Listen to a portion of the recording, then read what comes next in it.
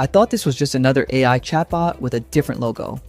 About 20 minutes later, I realized I've been using it completely wrong. So I grabbed a few research papers I've been avoiding.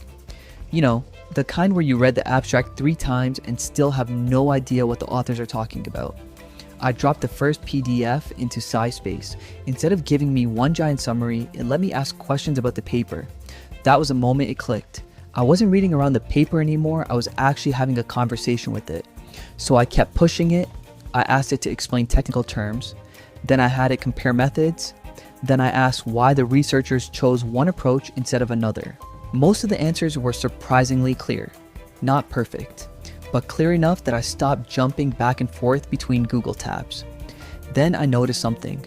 Whenever I asked broad or vague questions, the answers became a lot less useful. The better my question was, the better the explanation got.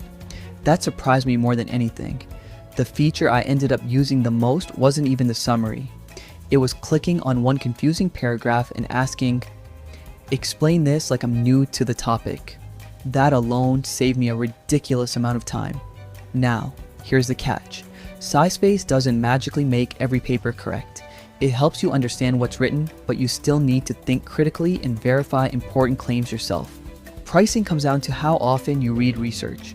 If you're opening papers every week for school, work, product research, or even AI tutorials, it can easily pay for itself and save time. If you only read one paper every few months, the free version may be enough. So, would I keep using it? Yeah, not because it replaces research, because it removes a lot of the frustration that usually comes with it. And if you're comparing SciSpace with a general AI chatbot, don't just compare the answers. Compare how each one actually works with research papers. That's where the biggest difference shows up.